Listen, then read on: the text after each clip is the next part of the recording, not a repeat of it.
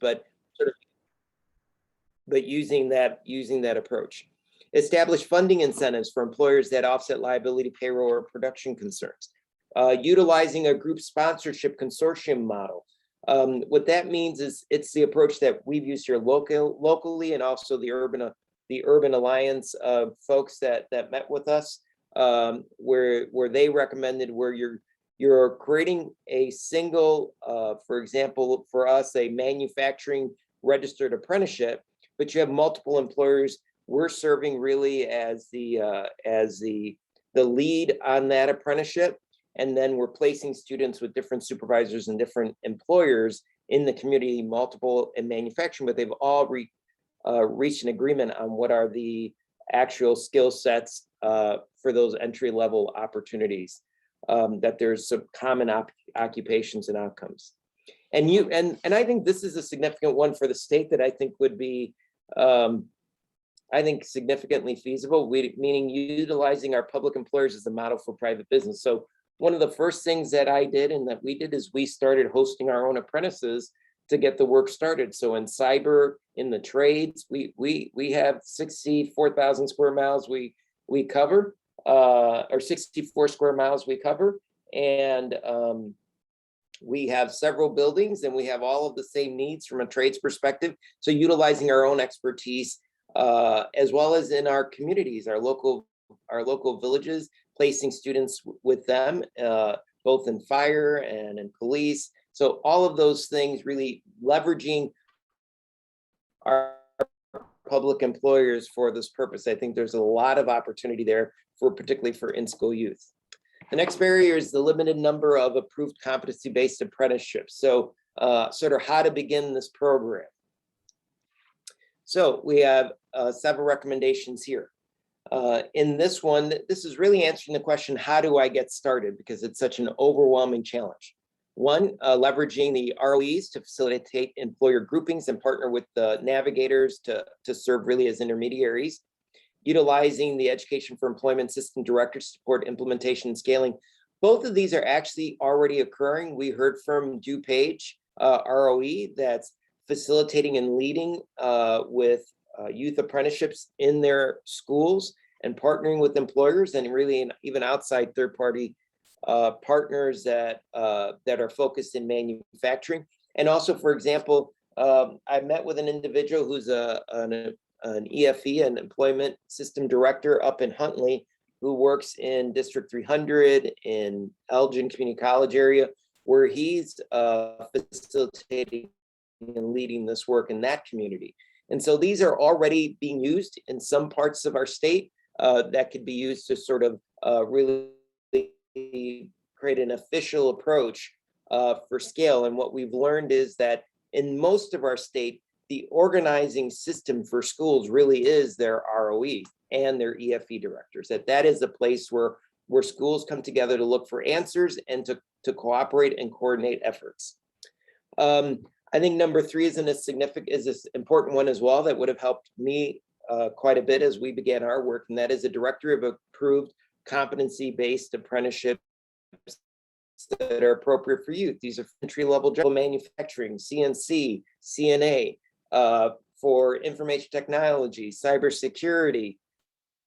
There could be quite a list that's sort of a development of this, which is item 4, this off the shelf, where if a school district wants to begin doing this work in high demand sectors, there are some that have already been developed that their local employers can utilize as an initial model, and they may make some modifications to it, but that they really are ready to go and they're off the shelf. So a turnkey solution.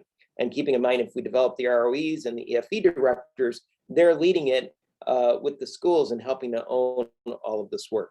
Expand parameters of state level funding in order to support youth apprenticeships. Develop a youth apprenticeship toolkit. We learned from Chicago Public Schools, they have quite a bit online for work-based learning that could easily serve as a model for youth apprenticeship. It's a lot of the same components, doing a work-based learning that is an internship, as you know, with a little bit more related to a registered or a state youth apprenticeship. I think a toolkit would be helpful here as well. And it says curate a youth apprenticeship occupational living library with related resources on the apprenticeship bill on our website. So that's sort of feedback for our marketing group and the website work that they're doing.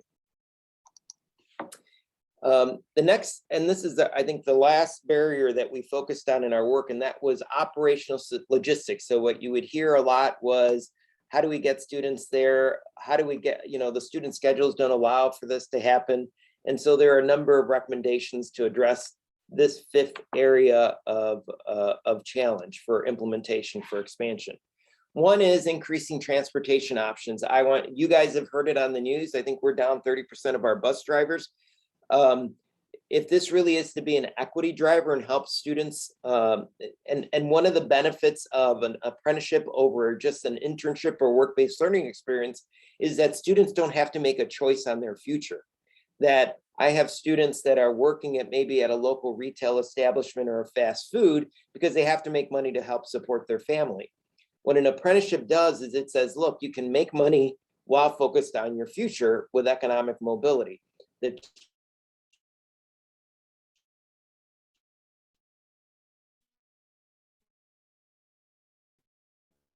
challenge transportation can bear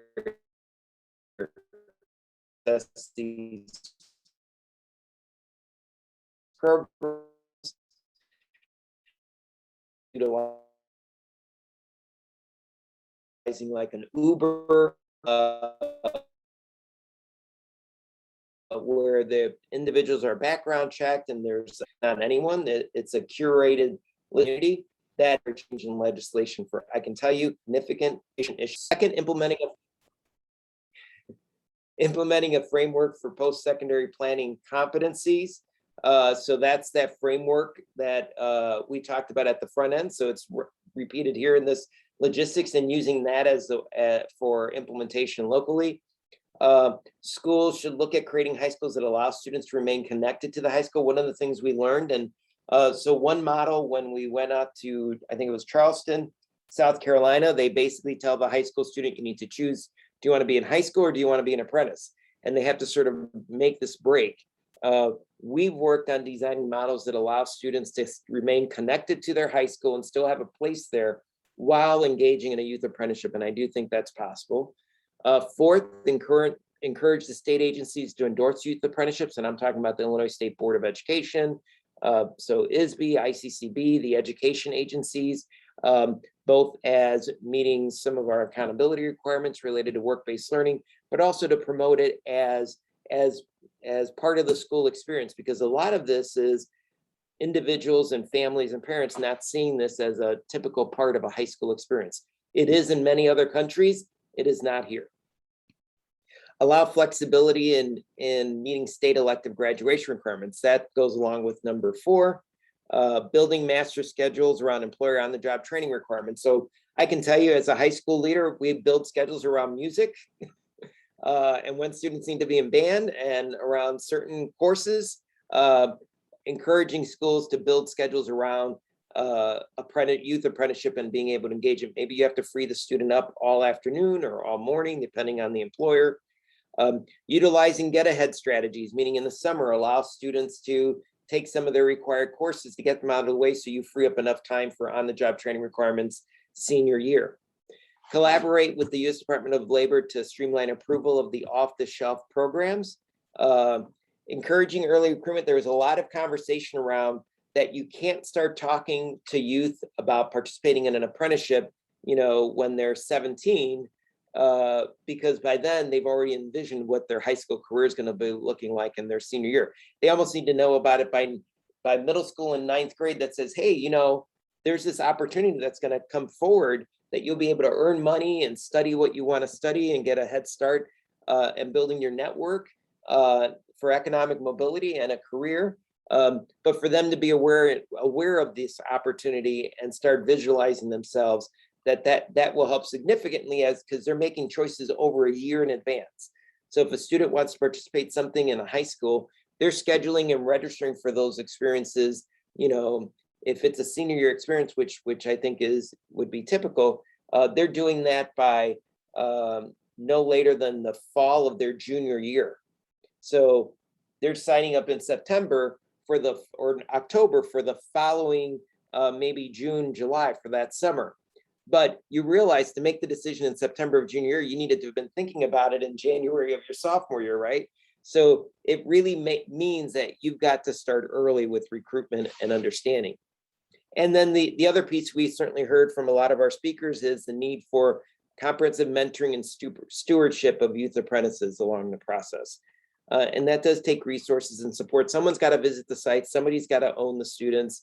There are models out there to do it with some of the current funding streams, but there is a need for somebody to be from the school side, or maybe it's through the ROE year, through those offices, as if we scale, to provide individuals that are job coaches and are supporting and helping our students.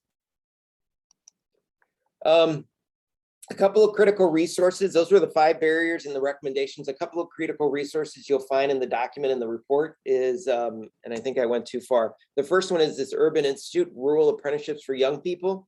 This was just released in August of 21. I encourage people to read it. There's a link available there in that report. It's interesting because, again, it overlaps some of the same ideas: establishing coordinators, using a group employer model, ensuring access to broadband and transportation. So you can see it's the same. People recognize that they're the same sort of core 5 barriers, no matter who you are, where we're talking about. And then the other one that you may not be familiar with is the Chicagoland Workforce Funder Alliance, developed in partnership with a host of individuals. And I included the full report in the appendix only because I don't think it's available on a public online website. So it's here, but it really is the post-secondary planning competencies. So this is work that the counselor's role is key in helping students discover and make informed post-secondary plans. And this is supportive of the work. It's that idea of you need to start in 9th grade. And I think it's very, let me go back, sorry about that. It really does inform, I thought I had a reference here, but it really does inform what counselors need to do to help students make good informed post-secondary decisions, of which a youth apprenticeship is part of it. Finally, I want to acknowledge all of our guest contributors that were from all walks of life. And a final slide here on the next step and recommendations. So one of the things we're looking for, I don't know if it's today or if it's at the next meeting, is approval by IWIB, or at least maybe it's not approval, but accepting these are the recommendations. We're submitting the report. I know that we need to figure out, where do the recommendations go? You know, who can take the lead? I also recognize that we probably need to amend the Career Pathways Dictionary with this new Illinois framework if it's approved and agreed to. And then a decision about the future of the standalone youth apprenticeship work group. Is there a need for that to continue to be a standalone work group? And what's the specific charge for that work group? Is it going to be implementation of this plan? And then, and what does that look like? And so with that, I will turn it over to answer any questions and comments or feedback from anyone who wants to share, and I'll stop sharing my screen.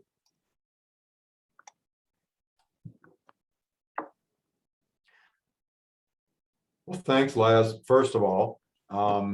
And secondly, I mean, the questions are the correct questions. I don't know that we have the answers to those necessarily today. And I know Jennifer's planning on posting, you know, your full report on WorkNet later this morning. So I'm going to suggest that we, rather than, you know, I don't think we can take this to the full board this time anyway, but suggest that we'll aim for the December meeting to get an official approval out of committee, and then to present it to the full board in that same month. That seems like a fair plan, or others. Okay, so I know that was a lot. We tried to squeeze that into the good 25 minutes. People feel free to go through and read the actual report. I'd encourage you to take a look at it. There's lots of resources there and lots of links to the resources we use to develop those recommendations.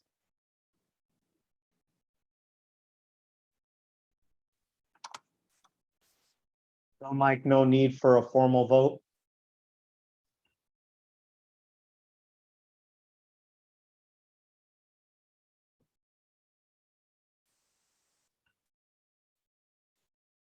I think we've lost a few people. Manny. Yeah, Yeah, I think so too. Hi, this is Jennifer. I don't think there is a formal need for a vote. I'm Right. sorry, I'm having some internet issues. I don't know if Mike is Yeah, as I well. did too. Yeah, I just got kicked off. I Yeah, apologize. I don't think you need a formal vote on Yeah. this particular thing. I do think, Mike, since the chairs committee is going to meet this Friday, I think, Mhm. you might be able to bring this up there. Might be a good space. Sure, absolutely. And although again, Laz, you've reached sort of an end point, there is obviously implementation work left to go. So we need to figure out what shape that's going to take moving forward and those sorts of things. So Absolutely. Thanks, Mike. yeah, and really appreciate your work on this too. Really, what he's saying is you're not going anywhere. So nice That's try. that's sort of what I'm trying to say, I think. But I heard Dr. Lopez loud and clear about having some more partners Yeah. on the work. And then obviously, we had a little hiccup in the beginning part of this year staffing wise, but where people like myself can help do some of the lifting as well. So apologies and thank you for taking over so quickly when my internet fell down. Yep. I'm hoping that people can see the pre-apprenticeship work group slide that's up right now. Yes. Yeah. So just feed right into it, Manny. We'll just roll in. Yeah, I think we've heard a lot today, so I'll be very quick in mine. The pre-apprenticeship working group, again, just to remind everybody, we're re-evaluating the definition that this group and committee has passed to realign it with what's already in the Career Pathways Dictionary. The definition is in a Google document. The working group is providing joint edits on it now. We have a meeting scheduled, Jen and myself, on Monday with Ed Systems to just, again, making sure that the alignment that really, comes along and making sure that we just make sure we take this definition and make sure that in all units of government that we're having it. I think the real next step for our committee is to do a similar report that what you just saw from Dr. Lopez. We want to make sure that we offer similar recommendations. There are things that have already been done by other task force and other coalitions that we want to make sure. I think somebody's coming through a mute. Sharon, I think it looks like you might be coming through a mute.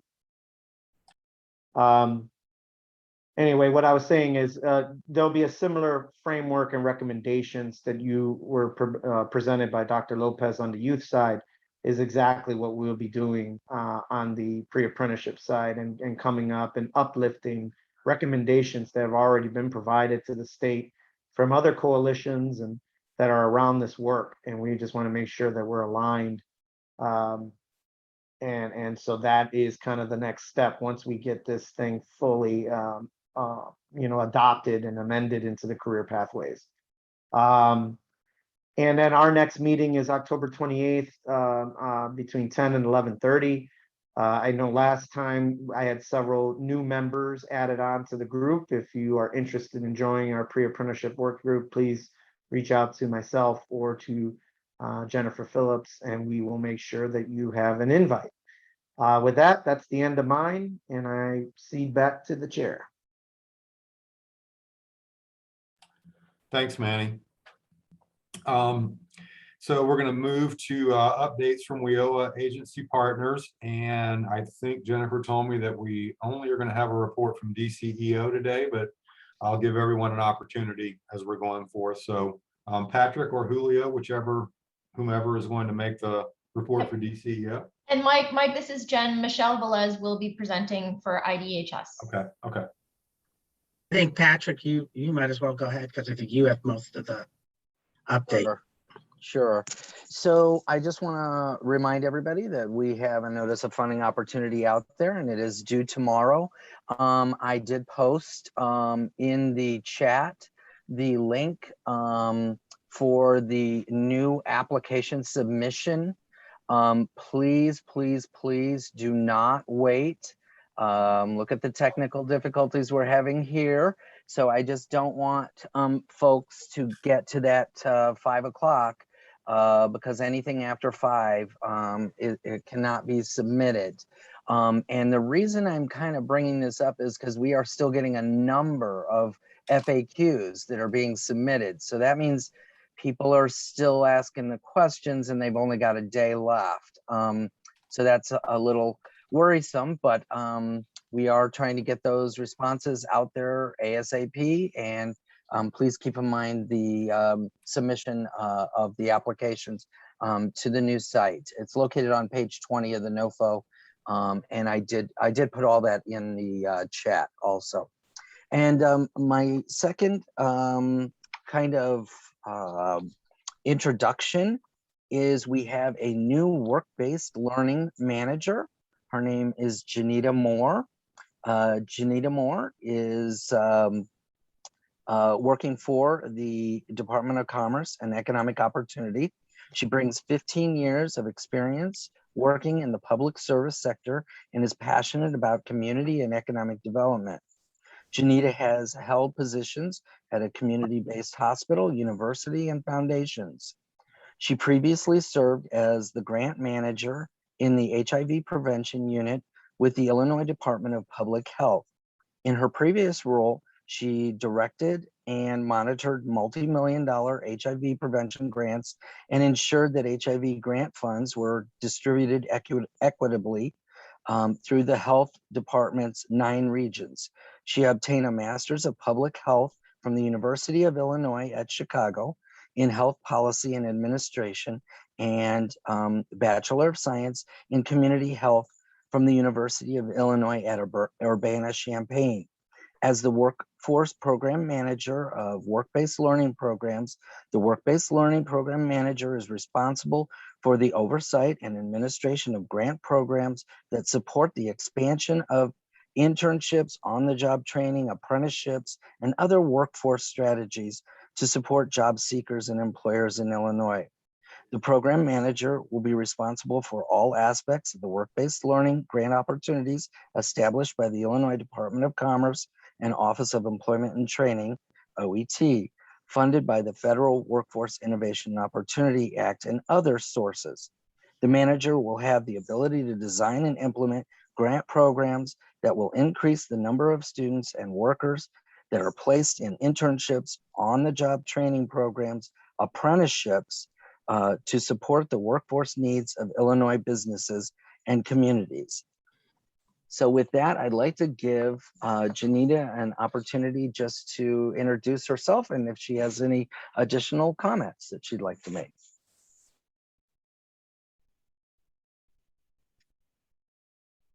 You all hear me? Yes, we can. Awesome. So I'm super excited to be working alongside some of you all. So super excited about getting to know you and working with all of you on these great initiatives to better serve people of Illinois. So thank you. Thanks, Janita, and welcome. Patrick, thanks for that report. Unless you have anything else, I'm going to move ahead. Yeah, go ahead. Thank you, Mike. Sure. So my understanding is that we don't have a report from ICCB, but I know Levon's on. So Levon, if you have anything you'd like to discuss, please.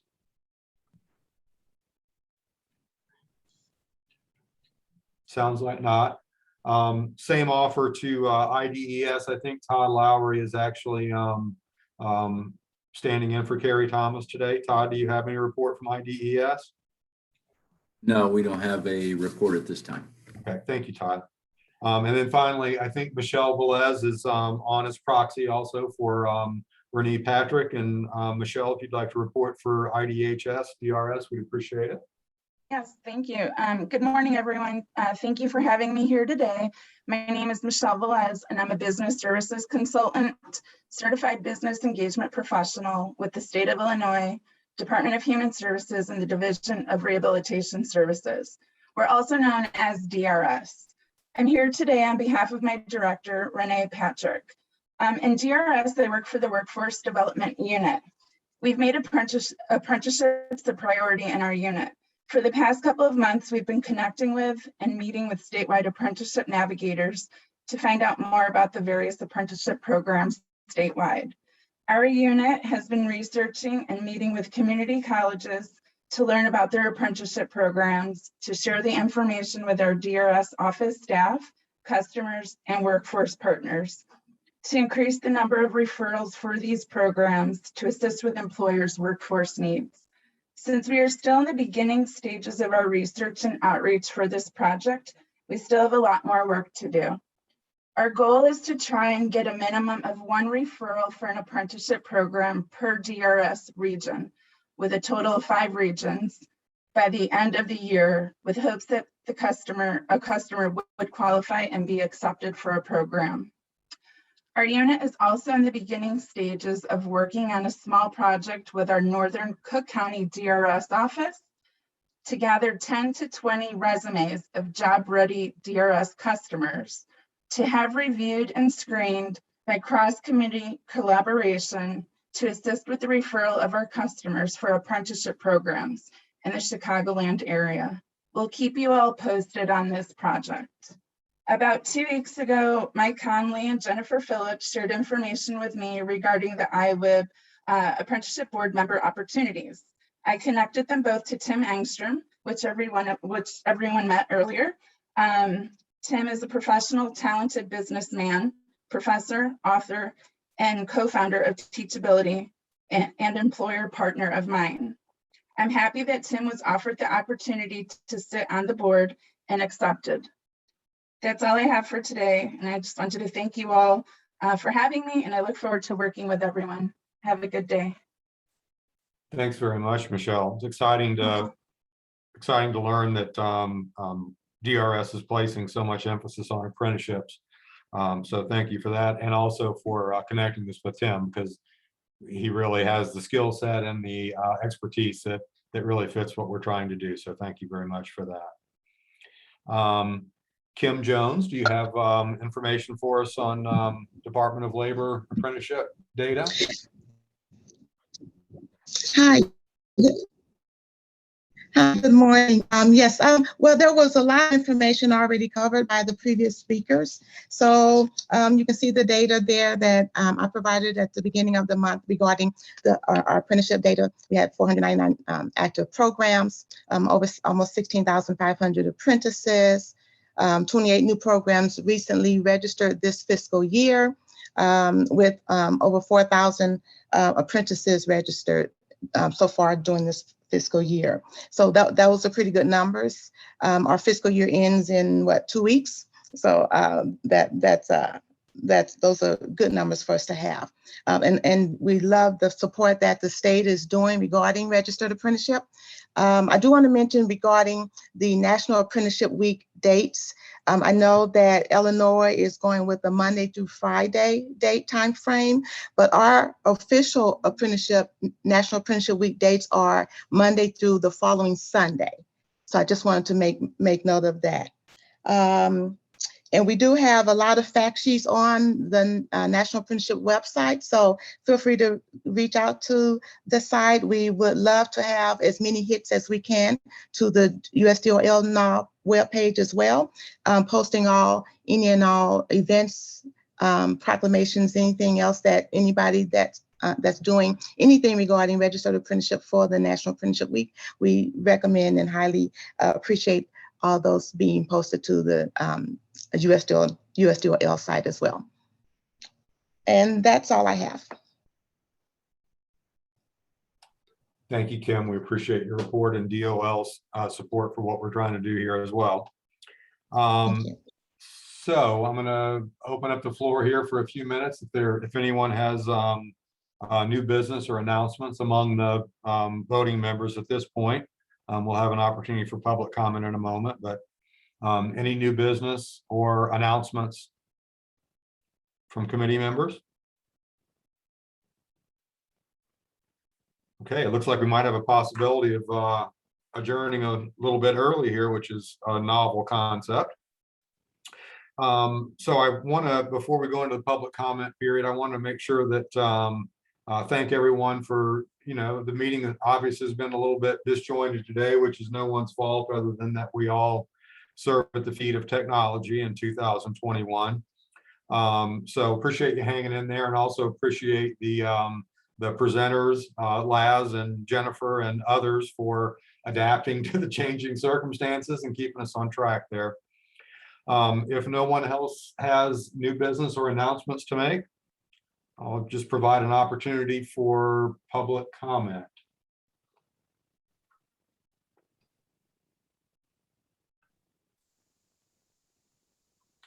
Sounds like there is none. Jennifer, do you have anything else that you want to add before we entertain a motion to adjourn?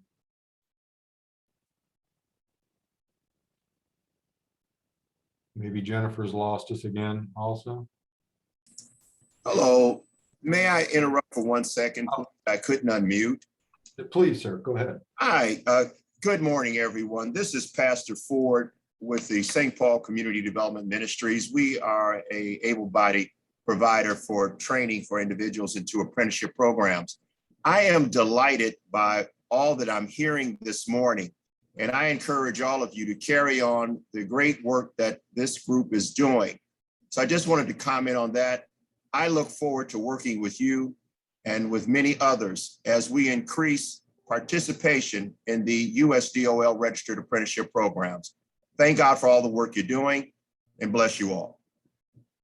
Pastor Ford, thank you very much. We appreciate your joining us this morning, and certainly look forward to working with you going forward to try to advance our mutual goals. Thank you, Chairman Conley. God bless you, sir. Thank you. So others, public comment.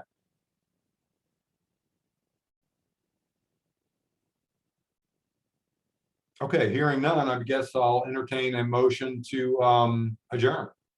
You guys can have another 17 extra minutes here today. So moved. And a second? Second. I don't know, do we need a poll? Can we just do a voice vote on that, or? It's all good. Let's just do a voice vote. All in favor? Aye. Hi. Bye, everybody. All right, take care and be safe. Bye, everyone. Thank you all.